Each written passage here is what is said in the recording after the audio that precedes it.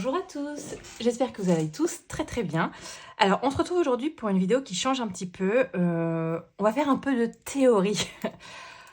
Vous le savez, moi je suis Elodie, j'ai 40 ans et ça fait maintenant depuis août 2023 que je fais la méthode des enveloppes budgétaires.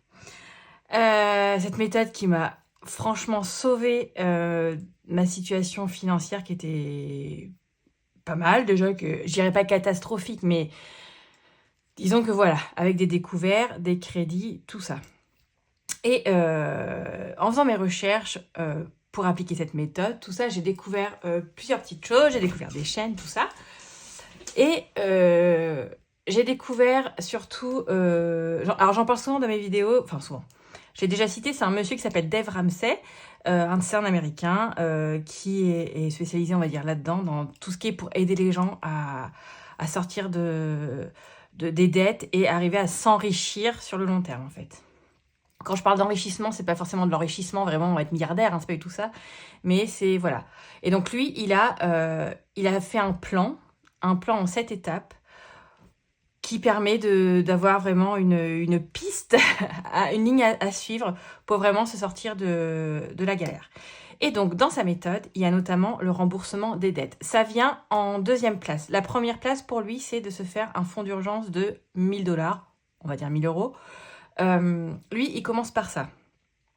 Parce qu'il estime que c'est quand même, voilà, quand il y a un pépin qui tombe, même si on a découvert, il faut quand même qu'on puisse mettre... qu'on puisse avoir peut-être un peu d'argent de côté, commencer à constituer une épargne d'urgence, un fonds d'urgence. Et en deuxième place, c'est donc rembourser ses dettes.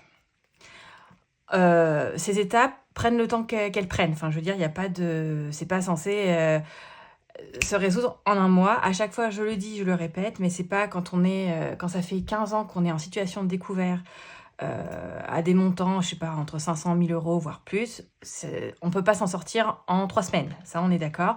Il faut accepter que ça prendra du temps. On est tous pressés quand on commence la méthode d'avoir les résultats et de s'en sortir, mais déjà que je trouve que quand on commence et qu'on se serre la ceinture et tout, les résultats peuvent aller très vite. Il faut quand même rester raisonnable et savoir patienter. Et donc, pour ce qui est du remboursement des crédits, des dettes, il applique ce qu'il appelle la méthode boule de neige. Donc, cette méthode, pareil, je vous en ai déjà parlé plusieurs fois parce que c'est vraiment une méthode qui fonctionne pour rembourser ses dettes les unes après les autres. Et donc, je voulais vous expliquer ça parce que je vous ai partagé cette semaine en story Insta que justement, je réfléchissais à appliquer cette méthode boule de neige à mes épargnes. Donc là, on parle plus de remboursement de dette ou de crédit, mais juste de l'appliquer à mes épargnes parce qu'il y en a... chaque année, j'ai des épargnes, enfin des provisions à faire avec des deadlines. Donc, à savoir, ça peut être les impôts, donc qui est vers l'automne. Ça peut être Noël, ça peut être le paiement de l'entretien de la chaudière, ça peut être, je sais pas, plein de trucs. Des grosses factures qui tombent. Ça peut être Noël, ça peut être... Enfin, voilà. Et je voulais voir comment je pouvais l'appliquer pour aussi clôturer au plus vite certaines épargnes. Voilà. Mais avant d'en venir là, on va vraiment reprendre cette méthode qui s'applique à la base pour le remboursement des dettes et des crédits. Alors, c'est pas compliqué. J'ouvre mon petit carnet. Bon, pour cette page-là, on s'en fiche. Alors, c'est pas compliqué. La méthode boule de neige, c'est quoi? C'est l'idée qu'on a une sorte de petite montagne et que la boule de neige, plus elle va rouler, plus elle va amasser de la neige et plus elle va grossir. Et ça, en fait, c'est l'argent qu'on va injecter au fil du temps pour rembourser tous les crédits. Donc l'idée, ça va être simple. On va lister nos dettes, nos prêts, nos crédits. Alors par exemple, on peut avoir, on va dire, un prêt voiture. Généralement, c'est assez élevé, donc on va dire qu'on rembourse 300 € par mois. Alors là, je ne vais pas du tout parler de taux d'intérêt. C'est aussi à prendre en compte, mais là, je vais vraiment parler de la technique basique. Voilà, après, évidemment, on peut prendre en compte les taux d'intérêt, mais voilà, là, je fais au plus simple. On peut avoir un prêt conso Ça arrive quand on veut déboucher, non pas déboucher, reboucher son découvert, on prend un petit crédit conso, on se dit allez c'est bon, on renfloue. Oui, mais une fois qu'on a renfloué, si on change pas nos habitudes de dépenses ou d'achat, tout ça, ben en fait on retombe à découvert. Enfin, je veux dire, s'il n'y a pas de changement dans nos habitudes, forcément on y retombe. Je parle en connaissance de cause. Plusieurs fois, j'ai pris des crédits conso. Quand j'ai commencé cette méthode en août 2023, il me restait un crédit conso que j'avais pris, alors je sais plus combien de temps avant, peut-être 1 ou 2, non, peut-être, ouais, 2 ans avant, je sais plus. C'était un crédit de 5 000 €. Et sauf que voilà, enfin, j'ai beau avoir pris ce crédit, n'empêche que quand j'ai commencé les enveloppes, j'étais à moins 800 €, voire 1 000 € de découvert. Donc, vous voyez. Donc voilà, donc on peut avoir un petit prêt conso qui va être, je sais pas, on va dire 80 € par mois. Je fais vraiment du pif paf pouf, hein. On peut s'être pris un petit prêt pareil, allez, un deuxième prêt conso, pourquoi pas, hein. Allez, on va faire un entre-deux, 150 € par mois, voilà. On va dire qu'on a ces trois prêts.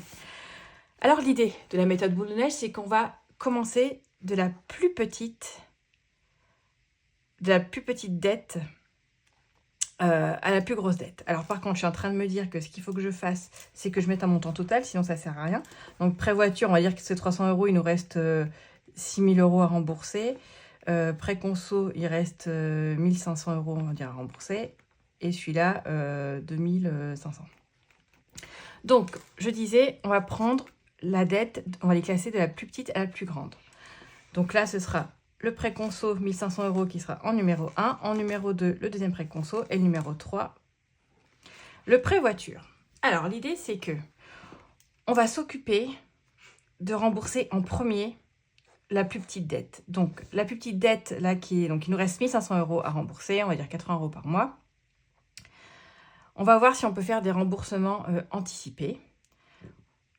Selon les organismes. Alors après, je sais que ça dépend des banques, des organismes. Il y en a qui rendent ça payant. Moi, je sais qu'à la Banque Populaire, je pouvais faire des remboursements anticipés. Je crois pas que c'était payant. Et encore. Par rapport aux intérêts, justement, il y a peut-être un petit micmac. Mais voilà. Donc l'idée, ça va être de rembourser le plus rapidement possible. C'est 1 500 €. Encore une fois, ça prend le temps que ça prend. Mais bon, vous allez faire votre budget. Vous allez voir votre reste à vivre. Vous savez, attendez, je reprends. Alors, attendez, je vais reprendre mon exemple de mars, mon budget de mars. Voilà. Vous reprenez votre petit planeur. Hop, on fait son budget. On met ses revenus, on déduit toutes les charges fixes. On déduit les charges variables. Et après, ici, il nous reste un reste à vivre. OK. Et au sein de ce reste à vivre, il faudrait qu'on mette quand même, qu'on inclue les crédits et les dettes. Déjà, à partir de là, on peut arriver à caler, voir combien on peut se permettre de rembourser en plus. Sachant qu'il faut ensuite qu'on ait assez, évidemment, pour faire nos enveloppes. Là, on parle même pas d'épargne. Là, les épargnes, on s'en fiche. Quand c'est le tout début, on s'en fiche, à part le fonds d'urgence à la limite, ou un truc santé. Enfin, vraiment, on fait le minimum en épargne. Là, le but, c'est de rembourser vraiment, rembourser ses dettes. Donc, quand on a bien posé son budget, on regarde ce qu'on peut se permettre de mettre pour rembourser sa première dette. Bon, on va dire que voilà, je sais pas, je calcule, machin. En fait, j'arrive à rembourser ce prêt conso au bout de 6 mois. Hop, super, au bout de 6 mois, il est fini. Je l'ai remboursé, youpi, on est content. Du coup, on va s'attaquer au deuxième. Là, il nous restait 2 500 €. Et là où l'effet boule de neige va arriver, c'est que au lieu de se dire, ah ben tiens, cool, j'ai fini mon premier crédit, je récupère 80 € à dépenser comme je veux, ou bref. Non, non, non, non, non, non, non. Ces 80 €, on va les réinjecter dans le remboursement du deuxième crédit. C'est-à-dire que, au lieu de rembourser 150 € par mois, on va rembourser 230 € par mois. Et donc là, c'est pareil, ça va nous faire gagner du temps. On va pouvoir le rembourser beaucoup plus vite. Et c'est là l'effet boule de neige, c'est vraiment, on prend la première dette, on l'ajoute à la deuxième et on rembourse comme ça. On met, je sais pas, peut-être encore 6 mois, un an, je sais pas, peu importe la situation, on le rembourse. Rebelote. Donc là, on avait 230 € par mois. qui vont être réinjectés dans le dernier crédit, où là, au lieu de rembourser 300 € par mois, et bon, on pourra mettre 530 € par mois. Et là, pareil, ça va permettre de rembourser, de gagner beaucoup de temps et de le rembourser rapidement. Vraiment, la méthode boule de neige, c'est vraiment ça. Enfin, je trouve que c'est assez limpide de par son nom.